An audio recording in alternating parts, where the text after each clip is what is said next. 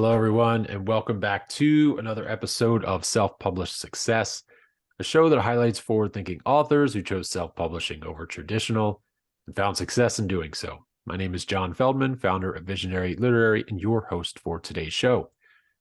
Today, our guest is Jeff Kikel. Jeff is a speaker, a six-time author, the CEO and founder of the Freedom Day Method, where he helps clients to plan their exit from their business or their job to enjoy a life of freedom. As a six-time self-published author, Jeff knows the value of freedom and being in control of your wealth. And today he's here to tell us how he helps clients in pursuit of their big day, their freedom day, when they get the chance to escape the everyday chaos and live the life they've always dreamed of.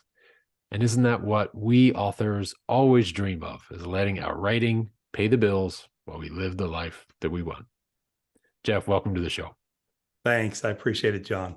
Well, we appreciate you being here, and I would love to just kick off the show by you telling us more about you and about what drove you to writing. Well, so I've kind of started my interesting kind of circle for my career.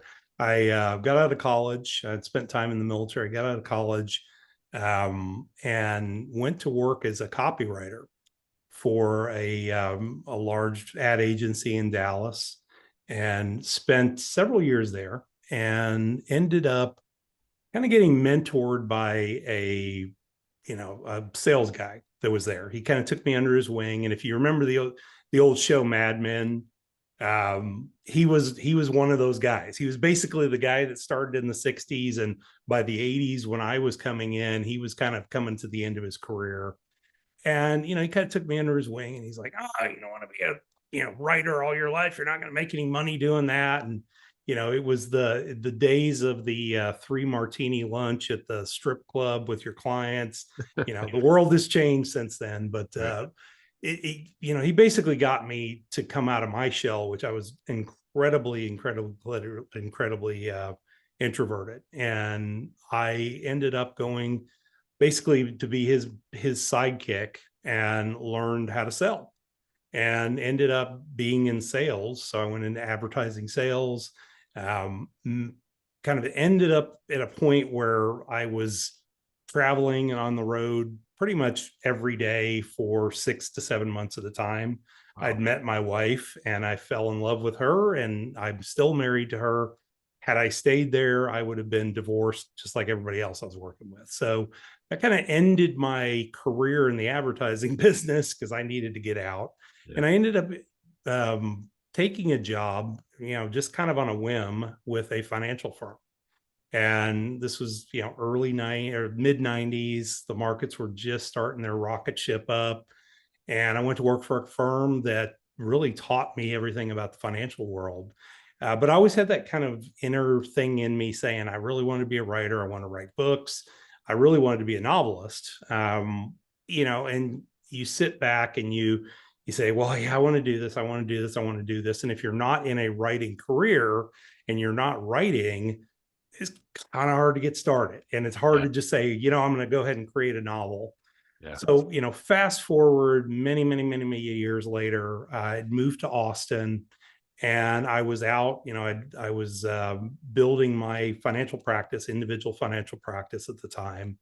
And I would go to networking events. And I just happened to run across a networking event where this one gentleman was speaking. And what he said just resonated with me.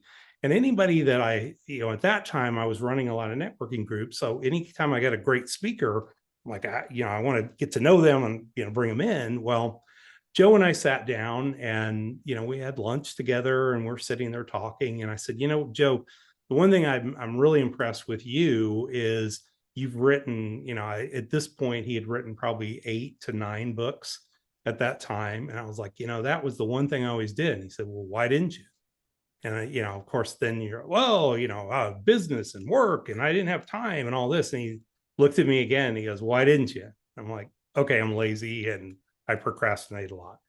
So Joe, I told him what I was wanting to do, and he said, all right, here's what we're going to do.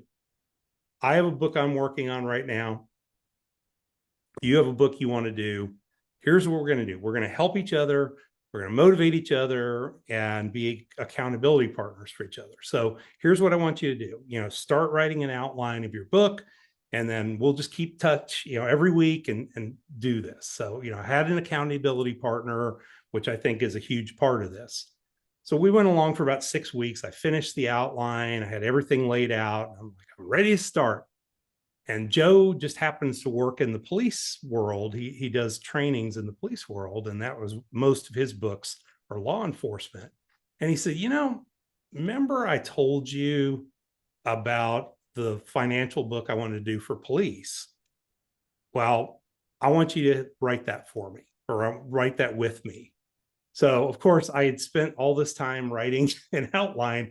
What I didn't realize is it was basically an interview for, okay, would I be serious about this and actually get it done? And I found out later he didn't even do his part of the thing. He just lied to me. But the good part about it was I proved to myself, okay, well, I could gather my my ideas and all that. So, I flipped gears and said, okay, well, all right, let me start writing the outline for the book. Finish that in like 2 weeks because I was already in that mode. Yeah. And we started writing the book, and it took 6 weeks from start to finish to write the book. It was my first book ever. It was called Leaving Blue: 50 Lessons in Retiring Well from Law Enforcement. And Joe just happened to own the publishing company, so he published the book. He's a co-author on it. He threw a few things in there, stories from his clients. I, kind of threw stories in from my world and everything else. And the book came out. 2015, it was published, and like July-ish, August of 2015. Just recently got its 10-year, almost 10-year refresh, and was re-released with new cover and new material and everything else. But I basically had no control over the book after that. I had a few author copies, and that was it. And it allowed me to say I'm a published author. It sold incredibly well because everybody wants to retire. Yes. So it sold incredibly well, mostly through Joe's publishing company. I don't think I ever really saw a dime out of it. That was okay. But I used that as, hey, I'm a published author. Yeah. In a very, very tight, niche market, but I was a published author. That led to me kind of going, okay, this is fun. I enjoy this. And I started then to look at, okay, how can I leverage out from there? And I started looking at other topics, estate planning, legal issues that you might consider, from a police perspective, and niched out several books from there, and then took those books and turned them into more of a direct market type of a thing. So it was just kind of building my little portfolio of books, and basically the way I used them, I wasn't looking to become a bestseller. I didn't really care. Yeah. They're all listed on Amazon. They're through Amazon Kindle Unlimited. So, to this day, books that I've written 8 years ago, at this point are still selling little bits, pieces, and parts. I don't really market those at all, but they're out there. What I've used them for in my business is they're basically a business card. Yeah. They're a business card where I can say, hey, I'm, published author, oh, you want to know about estate planning? Here's the book I wrote on estate planning. And, it's not anything earth shattering, but it's good, solid, basic estate planning things that they need. Or, hey, here's a book I wrote on identity theft, because I've got a good friend of mine that's an identity theft expert. We wrote a book together. Hey, if you want to know about identity theft, here's what you need to know. Yeah. Well, that's very interesting, and I love that it all came back full circle. That you wanted to be a writer, and then one thing that really stuck out to me was the fact that you were such an introvert, and then you went into sales. Yeah, which is you extremely extroverted if you're going to be in advertising sales, as we saw from Mad Men. But that's a complete shift. But it is nice too. Like after all those years coming back to it, and then it took a little bit of that accountability, like your friend saying that, lying to you, but saying that, to keep yourself accountable, because accountability is really big. And that's Mhm. what, that's one of the main things that when somebody goes to write a book, like, it is a long process. It can be a Oh long yeah. process. And th- that sit down every day, be consistent is very important, not only Mhm. because you're making progress, but because you're keeping it top of mind. Yep. So if you were to go and start, you write the outline of chapter one, outline of chapter two, and then you wait 2 or 3 weeks in between, you're going to forget everything. So then it Mhm. takes time to go back and remember. So consistency is key.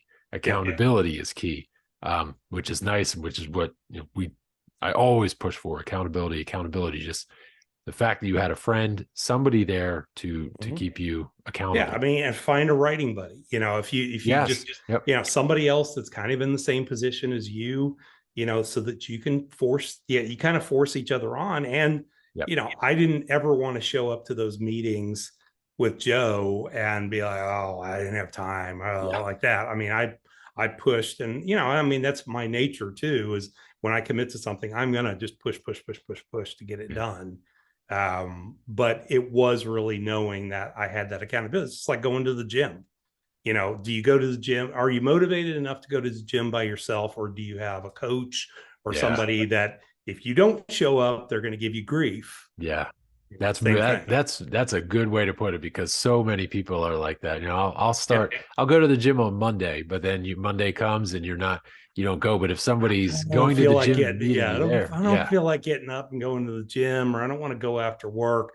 Yep. Yeah. If my buddy showed up there and I didn't, I Yeah. purposely pick people that'll give me grief if I don't do it. Yeah, that's a good point. So much has happened in your life back from Yeah. when you started. You wanted to write, and you got into so many different things. So what all these different, obviously your financial background, right? Because Mhm. now you're CEO and founder of the Freedom Day. Yep. And I would like to there's a long story of how everything started and In where between. you Yeah. got to, but when did, in all that you've been doing, when did this idea for the Freedom Day come up? Like, when was that aha story moment? Well, let me just fast, or let's reverse back just a little bit, because it Okay. actually revolves around the first book. Okay. So I wrote the book, and I'm trying to figure out, okay, how am I going to promote this?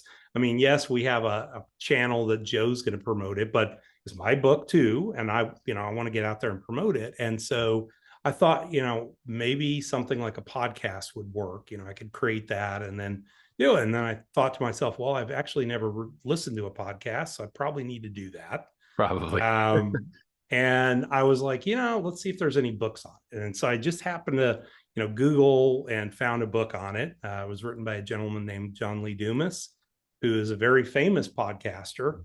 Mhm. John's become a friend over the years.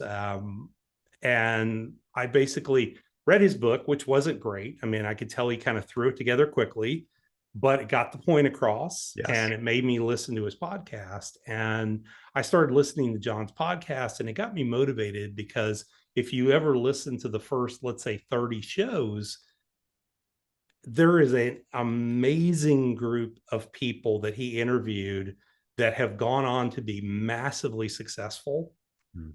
and they weren't successful when they were talking to John. I mean, Right. they were all kind of starting off together.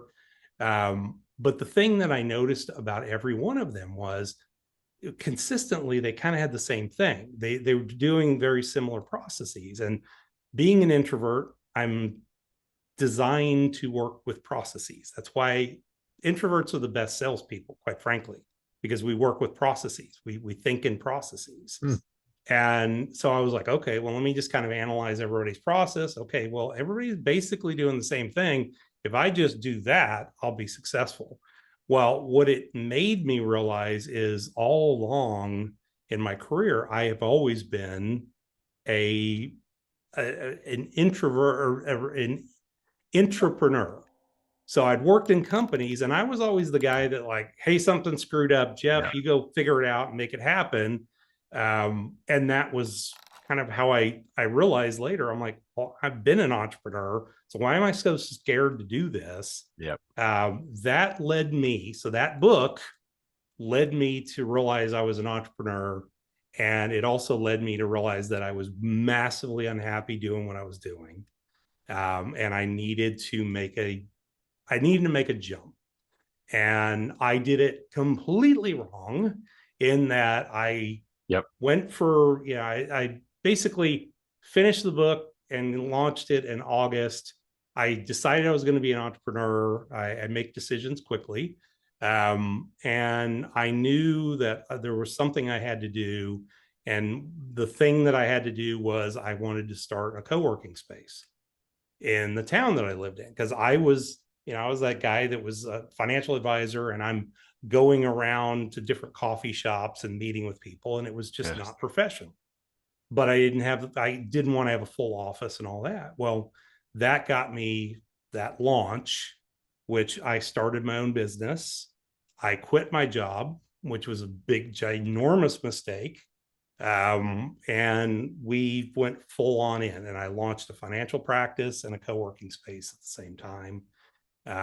We did well, then we didn't do well, and we were really in trouble for a period of time, and we're able to kind of pull it out and continue. We just didn't quit. I mean, most people, when it gets tough, they just quit. Yeah. And they'll go back to the job that they were doing and, Yep. be beaten down. Yep. I just don't have quit in me. And so we just kept going, kept going. My wife was involved in the business. I mean, we went all in and started to make the business work. The financial practice started to take off. I actually partnered with a friend of mine, and we started growing and, basically created a paycheck for ourselves. And then I realized, okay, one paycheck's not going to be good enough. So I created a second paycheck, and I created a third and a fourth and a fifth. And I created all these streams of income to eventually get to the point where, we hit COVID in 2020. I was in the co-working space business, which, everybody's not coming in, and we're sitting here with a space, and having those 7 streams of income that I had. I didn't have to rely on the co-working spaces, which allowed us to kind of hunker down, keep that alive, and keep going. So throughout that time period, I started to kind of come up with this concept of Freedom Day. And Freedom Day really was kind of in that 2017, 2018 period. I started talking to clients, and I started to notice a real difference. If my clients were older, let's say they were mid 50s and above, they kind of looked at, when we talked about retirement, they all said the same thing. Oh, I haven't saved enough. I'm never going to be able to retire. I'm just going to have to work for the rest of my life. Yep. And then there's this other cool little generation of people that are millennials that didn't buy into the whole thing at all. The whole retirement thing, they're like, screw this. I read the 4-Hour Work Week. I read all these books about, vagabonding all over the world, and they were all at the time looking at life like, hey, I'm just going to, life is just a never ending series of beaches around the world, and I can work remotely and all this, and I don't need retirement. So when you're in the retirement business and you have people that don't think they can retire, or people that don't give a crap about retiring, you have to come up with something different. And it just happened to be, I was meeting with a client one day, and, same thing. Oh, I'm never going to be able to retire and all that. And I could, 30 years of doing this, I can look at the numbers and go, you're going to be there. You'll be fine. And I basically told him, I said, well, you had your Freedom Day already. And he looked at me and he went, Freedom Day, what do you mean? And I said, well, you got up this morning and went to work, and you didn't have to go to work. You have enough assets and income to replace what you need to live on. So you're at your Freedom Day. And I saw this smile come on his face. And then from then on, I started using that terminology. I started using that Freedom Day terminology, and people got the big smile. And then I started to look at, well, there's some people that just ain't going to be there. And we've got to figure out a strategy and a process for it. And that strategy and a process eventually became what I call the Freedom Day method, which is a strategy and process that, instead of focusing on dollars, because most of our retirement training in our industry is on, you need to save $3 million so that Yep. you can generate an income. Mhm. And I started to shift gears and say, well, let's just focus on starting to generate an income. Yeah. Let's not worry about the big dollar amount. Let's worry about the income. Let's look at the cash flow. Yes. And that really has led to this, and so what I teach people today is, the Freedom Day method is basically, we need to know where you're at. You got to know where you're at today. You got to know what your budget basically is. And then we need to dig down and find out what your minimum required income is. So I call it your MRI. Yeah. That's 100% of what you need to, live every day. It's not necessarily I'm going to go on a world tour or anything like that, but it's what what do you need to get to 100%? Okay. What do we need to do to create that now? But before we do that, we start a bucket list. Now, for most people, that's way later in life. I want to do this before I kick the bucket. I don't care if you're 20 years old. I don't care if you're 70 years old. We create a bucket list. I give them a bucket list journal. I have them to start journaling what it is we want them to do. And the reason for that is we need to give them rewards along the way. We can't just say, okay, well, you're 20 today. For the next 40 years, you're just going to save money and then you're going to get to do all these fun things. What we do is we say, okay, let's start creating income sources that will generate an income stream. And we could start throwing some of these little fun tools or toys in the process. Yes. That doesn't mean that the income stream stops, but we're going to use some of that money to play a little bit. We're not building up a pile of assets. We're using it to create income. And I use an example in my own personal life with my bucket list. I love anything that flies, floats, goes on tracks, or goes really fast around a track. And I, looked at my bucket list and I had 12 items on that bucket list that were things that I wanted to do in cars, trains, planes, or boats. And they all, when I started to analyze it, they're all about $400 to $500. And I said, okay, well, this is the year. 2023 is the year of Jeff's bucket list, vehicle bucket list. And what I did is I created an income stream. So I bought a piece of real estate that generates about $500 per month. I don't need the money. I've got, more than enough money coming in. So I took that $500 and I budgeted out one of these 12 things every month. And I've been spending $500 a month doing all these. And I share these on my YouTube channel. I've been sharing them over the last couple months. There'll be a lot more during the year. But, that was an example of, okay, just find a way to create $500. Well, it was easy. I just found a piece of property, bought it, no money down. So I didn't have to pay for anything. And I was able to generate $500 a month that, okay, at the end of this year, when I've done all the fun things I wanted to do, that $500 is still going to keep coming in and I can apply that to other things down the road. We could have a conversation for hours about all of this, about cash flow, buying assets, money coming in. Instead of trying to work the hours to accumulate that $500 a month, you buy an asset where the money comes in. It's all about cash flow. So or create an asset. I mean, that's what a book's for. Create an asset. And, in some cases, I'm in the process of writing my 7th book right now. It will be self-published once again. I'm doing several days. This is kind of an experiment. So it's using the concepts of Freedom Day. So it's going to be called Freedom Day. Will be coming out in a couple months here. And, one of the cool things about the book is another experiment is I'm using AI. So I'm using an AI tool to write the book because I wanted to test the concepts of that. Yep. I've been using it for blog writing, and I just think the world. I'm not a Chat GPT person, but I use a tool called Phrase that I think is just absolutely amazing. Yep. And using it to write the book, it gets it far enough to where I can then add my own language to it. And, I basically can get things done in a much faster period of time Yes. to get to my editor. And then my editor tears it to pieces because, my editor is one of these guys that is, I call him the everyman. If I can get it past Jim, then it'll be a book that people will understand and it'll work. So, Well, that's excellent.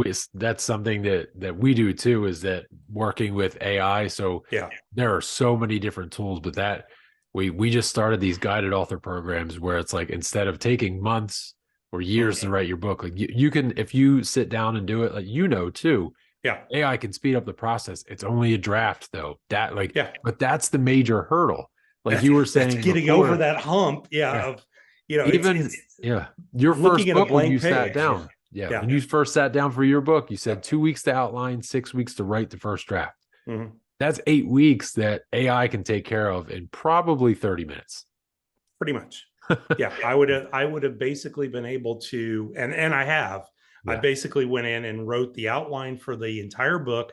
And the challenge that I've had, I mean, I've told people I was going to get this thing out almost 6 months ago. Yeah. The challenge I had was, as I started to write the book, I realized that I had a bunch of holes in Freedom Day. It was like this disconnected bunch of topics that I needed to be able to kind of pull together. And the challenge with AI is everything that I'm doing is so anti establishment way of doing things in the finance industry. It's difficult. AI kind of just doesn't understand it. Yeah. So it's been trying to learn how to tweak that a little bit and use the AI to get me kind of 80% of the way there. Yes. And then I can kind of add in my personal stories. And, I use a framework that I learned from Russell Brunson, who's is an Yeah. amazing marketer.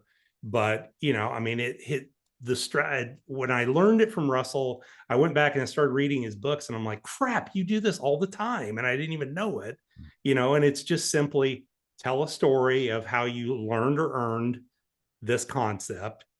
Here's the strategy. Here's the tactics. Here's an end result. And that's how Russell has written every book he's ever written. It's how he does everything he's ever done. And I went back and said, okay, I'm just going to use that format. And it's worked immensely well. It's just, you have to think of all your stories Yeah. and how you learned or earned this concept. Yeah.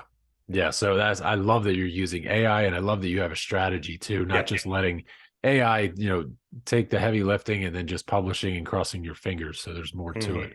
Yeah. So I want to, since the listeners are authors or aspiring authors, so many of us are, when it comes to, like you were saying, that $500 a month for everything fast that you want to do, for most of us, if we're writing, we're also freelance writing on the side. Yep. We're doing any kind of side gigs to really just pay the bills. Mm-hmm. So money is not consistent. 99% of advice you see online is take your monthly pay, cut out 10%, invest it, take 50, live off of X% of money that you get each month. But when that money is not consistent every month, it's difficult for you to do. You might have a couple of months where you might have a few months where you're waiting on a client and you can't bill, you can't invoice because you're waiting on them to respond to something. So it's very difficult to plan financially. So a lot of authors, a lot of freelance writers struggle.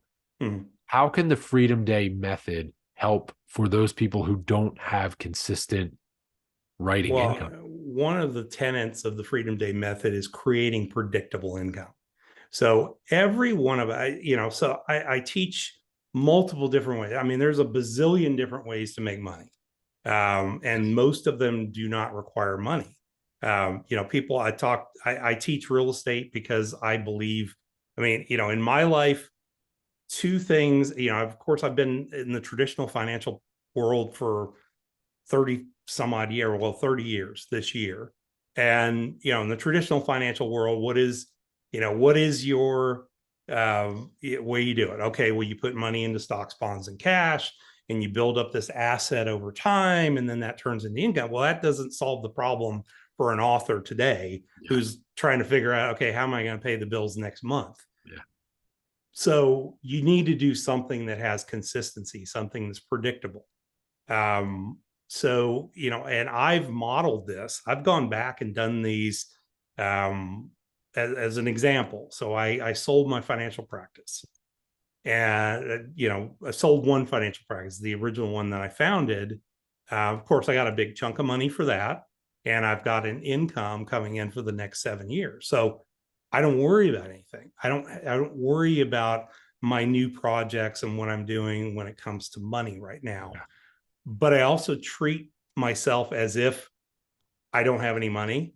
And so everything I'm doing, I'm always doing from the perspective of, okay, how do I do this with minimal amount of money and maximum effect and predictability?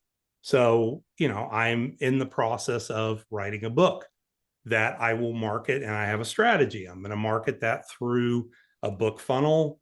That book funnel will lead to a course that basically is, okay, the book, here's kind of how to do it. Here's how you do it DIY. Yep. Do it yourself. Do it with me. So let me walk you through and give you more detail. That can step into, hey, if you want to come to a retreat for a weekend, we're going to spend an entire weekend talking about, okay, how do you create multiple streams of income and everything else? And then the penultimate piece is, if you want to work with me directly, I'll help, basically I'll do it for you, or you and I are going to be attached at the hip. It gets more expensive as we get towards the me only piece. Yeah. But that's an example of, too many authors get in the habit of saying, okay, well, I'm writing this book, and the book is it's it. Well, you don't make crap from a book. Yes. If you write it through, if you do it through traditional publishing, you might only make $1 per book if you're lucky. Yeah. If you do it self-published, you can make more, but you're going to have to market that book, and marketing costs money, or you're going to have to get on 50,000 podcasts and try and get in front of as many people as possible. But that's kind of the shotgun effect. Yeah. But if you can say, okay, my book teaches people X. Yeah. All right. So my book teaches people X DIY. Then how can you work with them? How can you show them how to work with me? I'll look over your shoulder. Yep. Or you're looking over my shoulder, and then I'll look over your shoulder and kind of guide you along the path. So that's where you make money, and that's where you make money in the downstream funnel as an author. That is so important, because there are so many prospective clients or just people interested when I have conversations. Oh, you help people write books? That's awesome. How, like, I want to write a book. And they think about like the book signing and making money and the book itself being the product, but that's not the case. I mean, it used to be, unless you're like, Stephen King or J.K. Rowling, somebody who sells millions of books, but your book is not meant to be, especially for nonfiction authors, it's the top of the funnel.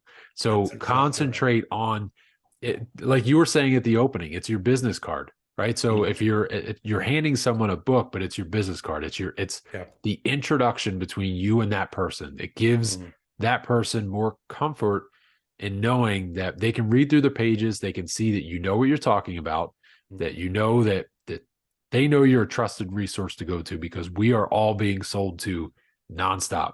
And a business card is just going to be thrown into a pile of business cards. But if you hand somebody a book, it's not going to be thrown in a pile of business cards. Even if they don't read the whole book, that level of credibility is established right away. And that's what I was going to say. Yeah. I mean, it's 80% of people never finish book. Yeah. I don't care how entertaining I am. 80% of the people aren't going to finish the book, because most people aren't real big readers. Yeah. But I guarantee you that book is going to be sitting on a shelf somewhere. Yes. It's always there is a perceived higher value to it. And if you just, and it's important, especially in nonfiction, that really, I mean, one, I'm not a big believer in big books. I will not write a book over 125 pages. Oh, Um, Under 100 pages, it feels a little light when yeah. you're holding it in your hand. Yeah. Over 200, 250, people start to just like, oh crap, this, I got to read this whole thing and Yeah. I'm not going to do it. And, most business books are total and utter fluff. Yes. There's about a third of it that's usable information. And then the rest of it's basically crap that the author's putting in there to make the book feel heavier. Yeah. So I look at all the books, I mean, a great example, this one I'm reading right now, the one-page sales coach, 125 pages. It is singularly the best sales book I have ever in my life read. And I have read hundreds of Wow. sales books in my life. It is the most useful piece of information. It was designed, and Dean Minuto designed it exactly the way he says at the beginning. I wanted this to be something you could read in 90 minutes and take action on immediately. Love it. And it was a very simple concept. The best, if you look back in history, some of the best books, How to Win Friends and Influence People, 135 pages. Just amazing Yeah. books that are, less than that. So you got to be able to get your information as tight as possible, Yeah. and it needs to be actionable. They need to be able to take something and do something with it. Yeah. Well, that's important too. Like you mentioned, the shorter books is very important for most people. We're like lagging behind in our mindset when it's Yep. you assume that your one book is going to be your only book you're ever going to write. So you Yep. cram everything into it. But with the accessibility of publishing now, you don't need to you're not going to print one book, print 10,000 copies, and like you have to sell all those copies. So you have to put everything in there. You can write a short book and make it print on demand, and you can write another version a year later. You can separate your books, and that can be a good marketing strategy in itself. There's so many different ways that you can capitalize on a book and make it valuable so that again, it's not everything crammed into one book and it's just fluff. But Well, and it's just getting it started. I mean, before AI, I used private label rights books. I mean, that's a whole concept of you can just buy the rights to something that's been written and then yeah, dig in there, and it's already started. Now all you have to do is go in there and go, oh well, that I don't like the way they did that. Let me take that piece out. Let me add this. Let me put my language to it. Let me run it through a tool like Grammarly to get it in the voice that I'm trying to direct it to the right client. right. And I mean, you can buy a private label rights book. And I mean, the book that we did on it was an experiment with private label rights on or identity theft. We wrote that in a week and a half, and it was up on Amazon within 2 weeks. Wow. And it's still up on Amazon, Incredible. and it's still, I go back and I look at it and I'm like, it's the book I would have written. I just, if I had to sit there and look at a blank page and then say, I'm going to create this, it would have taken me forever because it wasn't something that I was passionate about. It was something I felt needed to be told. Yeah. My partner was more passionate about it than I was. So, that was something that was a book for his business. It was his business card. Yeah. But yeah, I mean, once again, it's what the purpose of it is. The new book that's coming out is really going to be the first book that I am mass marketing to the world, because it is something that is my passion, and it's my story of how I got to where I am today. I mean, I tell at the very beginning of the book, when I got into the financial services industry almost 30 years ago, you learn goal setting, you do your own financial plan and all this. And my own financial plan was I wanted to be able to retire at age 55. And I didn't really know what that meant. Yeah. And, I was 25 when I started in the business. So, it's been a long time. Yeah. And I, somewhere in the middle, realized that this shit ain't going to work. It's not, I mean, there's not a chance in the world I could retire before 55. Life happened. I started businesses, lost money in that process. Yeah. And I was, sitting there a few years ago going, I mean, I'm going to be working really the rest of my life. I love what I do, so it's not that big of a deal. Yeah. And, the reality was I was presented with the opportunity to sell my business. Mm. I'd been investing in some real estate, and those are not traditional financial vehicles that my industry talks about. Yeah. But then I came to the realization I turned 55 in December, and I basically didn't have to work for the rest of my life. If I didn't want to work, not like I have, enough money to be flying around the world on private jets and stuff like that, but we have more than enough money. We only spend about 20 to 30% of our intake every month. Wow. And the That's rest of it just kind of goes into other vehicle. And then that goes into other assets, which turn into more income. And, we're like a 500 percenter at this point, when it yeah. comes to our minimum required income. Yeah. And my goal is to be a 10,000 percenter at some point. Not because I need that, not because I'm going to spend it. Yeah. I use that money then to do good in the world. I use that money to direct to Yes. causes that I love. I Yes. use it to help young entrepreneurs start things like that. So, Yes. that's There's the so beauty. much. Yeah. Yeah. That's the goal for most of us. Like Hmm. at some point in our life, we're like, all right, I just want to live. I just want to be financially free. I want to be able to wake up when I want, not listen to someone tell me that if I show up to the office at 9:02, I'm going to be written up. We Mm. want the freedom. And then as we get that freedom, then that's when we start thinking about the philanthropic efforts. Like, okay, what can I do to help? Like, what am I passionate about? Hmm. How do I want to help other people? How do I want to help, nonprofits, or even how do I set up my kids with their businesses with things for them? So that's it's the path to be on. For so many listeners on the show, we're because we're writers and we're authors and there's like pride in being a penniless writer, but there's Mm. also a point where we're like, okay, like we need to do something here. We work hard, we think a lot, we put our heart, we pour our heart out onto the page, and we just want that freedom. Mm. So for everyone listening, obviously there's so much more that we could discuss on the show, but where can people follow up with you and find more about how you can help them? So I guess the best resource I would say, there's two places. So you can go to jeffkikel.com. So it's JEFFKIKEL.com.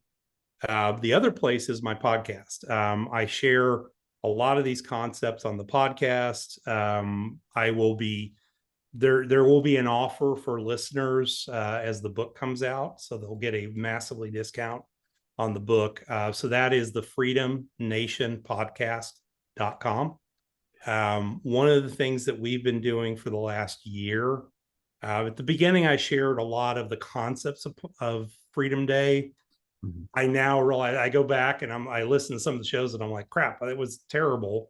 Didn't know what I was doing, and I didn't really have a clear concept. So we're season 3 of the show is me kind of coming back and sharing my learnings.